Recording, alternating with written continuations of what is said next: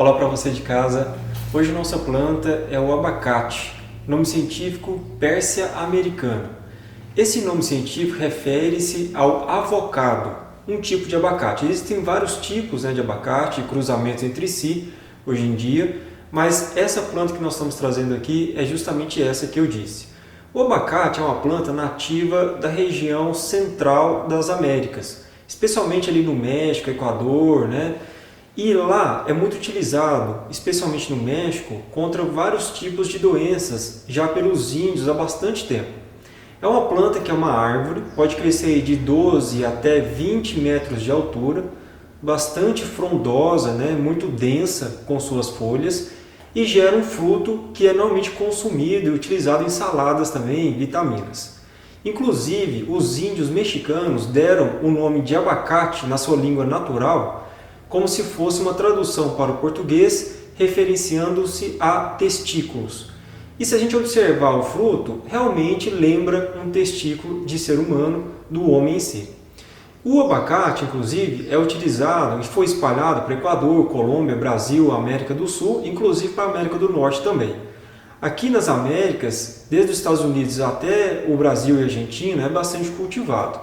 Essa é uma planta que os índios do Equador utilizam ela até hoje, justamente as suas sementes, que nós chamamos de caroço, raladas, colocadas em aguardente para picadas de serpentes, para evitar inflamações e tentar retirar o veneno que as serpentes colocam dentro do nosso corpo. Já os índios são colombianos, utilizam as suas folhas e um preparado de infusão, que nós vamos fazer aqui, como hepatoprotetor, ou seja, que vai proteger as funções do nosso fígado. E os índios do México utilizam a casca do fruto, moída e seca, para ajudar aí nos preparados que vão se remeter a processos inflamatórios e de anemia também. Inclusive, esses indígenas, que são lá do México, eles utilizam há bastante tempo os preparados de abacate, especialmente do fruto, a sua parte da polpa, juntamente com babosa, para problemas de pele, inclusive aí caspa, prurido, que são coceiras, e também eczemas, que são alguns tipos de feridas que nós temos no couro cabeludo, juntamente com a babosa, colocando no couro cabeludo para fazer essa ação. Ademais, essa planta tem uma função importante como nutritiva, a sua polpa, como nós dissemos, por ter vitaminas, minerais, com bastante propriedades interessantes, e inclusive nós temos também gorduras boas no abacate, gorduras poliinsaturadas que o nosso organismo também precisa. De modo tradicional, então, essa planta tem utilização para anemia, tem utilização como anti-inflamatório para reumatismo, para problemas então de pele, especialmente couro cabeludo, e ajuda em questões de diurese, aumentar a diurese como um diurético natural também. E o modo científico de uso que a literatura nos traz, em relação às suas sementes, as sementes têm propriedades muito interessantes, como anti-inflamatórias, ou seja, utilizadas aí para reumatismo, até mesmo para gota também, como propriedade anti-inflamatória. E nós temos aí a propriedade também de abaixar a glicose sanguínea.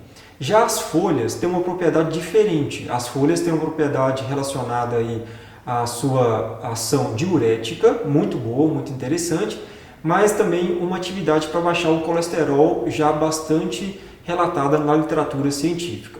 Então nós trouxemos aqui a nossa planta, que é a nossa Pérsia americana, que no caso aqui é o avocado. Existem outros tipos de abacate que correlacionam a mesma propriedade medicinal.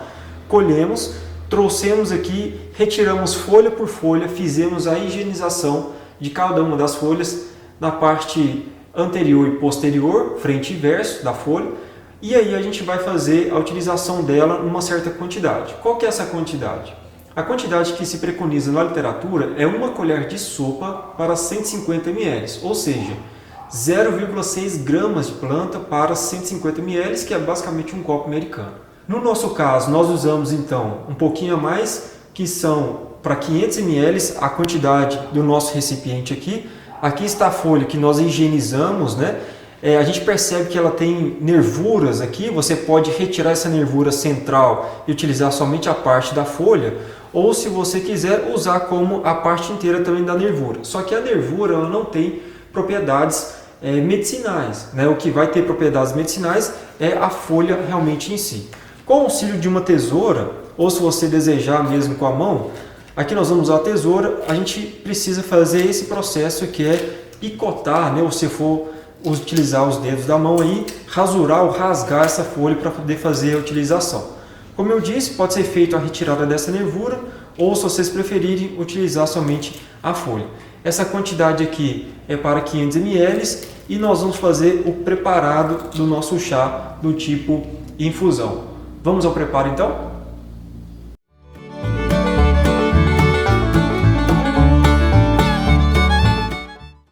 Então aqui o nosso recipiente com a água, vamos aqui pegar o nosso ebulidor e adicionar no recipiente e deixar essa água ferver. Como essa planta aqui, a literatura nos solicita tanto da semente quanto da folha fazer a utilização do chá do tipo infusão, nós vamos seguir esse procedimento preparando dessa forma então.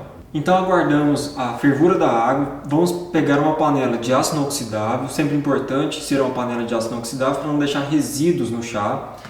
O nosso conteúdo então de planta, adicionar aqui dentro esse conteúdo, pegar a água que iniciou a fervura e verter sobre ela aqui, tampando essa panela e vamos aguardar então uma quantidade de tempo de 7 minutos, marcando no relógio a partir de agora.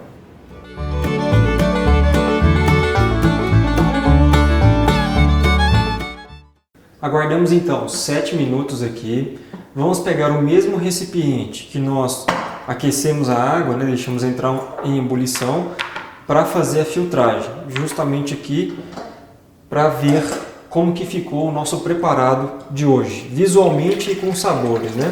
A gente percebe que inicialmente houve uma mudança de coloração da água, né? Essa água que já ficou numa coloração aí esverdeada.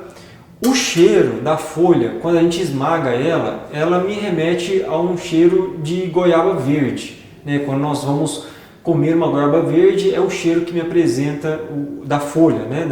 Do abacate. Como eu disse, as propriedades medicinais então da folha é justamente relacionadas à propriedade diurética e também para abaixar a glicose. Então, se você for utilizar essa planta aqui para uma dessas duas finalidades, a literatura nos traz que deve ser utilizado por 30 dias direto, depois pausar uma semana e recomeçar se for necessário. E a quantidade que nós vamos utilizar? A quantidade a ser utilizada é de 3 a 6 xícaras, né, de chá aí por dia, uma quantidade bastante alta, inclusive acima do que é considerado o geral, normal dos nossos preparados. Mas é o que a literatura também traz para nós, né, de 3 a 6 vezes ao dia, uma xícara de chá. Se você for preparar uma quantidade maior, como nós preparamos aqui, a gente aconselha adicionar no recipiente que tenha tampa para guardar em geladeira. O período de guardar essa solução em geladeira é no máximo 12 horas, porque essa quantidade de horas é justamente preconizado pela Anvisa, o que pode então garantir as propriedades medicinais dessa planta. Essa planta também, ela tem uma quantidade bastante razoável de um componente chamado cumarina. Essa cumarina, ela é um componente fitoterápico, né, um fitocomplexo, um componente do fitocomplexo da planta, na qual causa problemas aí, ou pode ajudar, dependendo da quantidade, relacionado a efeito anticoagulante. Então, o que é importante observar? Pessoas que utilizam algum anticoagulante, né, devem tomar cuidado na utilização do anticoagulante com essa planta, porque aumenta o efeito do anticoagulante, da ação anticoagulante. Um efeito, né, uma planta aí que, na verdade, um medicamento que vai ser utilizado e é bastante utilizado comumente aí pelas pessoas é a varfarina. Então tome cuidado se você está usando varfarina, heparina, né, que são anticoagulantes padrões aí em hospitais, anticoagulantes padrões aí no sistema público de saúde e no comércio em geral. Associado com essa planta aqui, deve-se tomar cuidado porque aumenta, potencializa o efeito terapêutico. Vou então aqui provar o chá de hoje, né? Como eu disse, o cheiro me remete aí a um cheiro de goiaba verde e vou fazer a degustação e passar aqui a impressão do gosto, né, dessa planta. Então o chazinho aqui ele já está com a coloração, né, modificada, isso significa que houve a extração dos princípios ativos. Um cheiro característico de planta, né, não me lembra nada específico.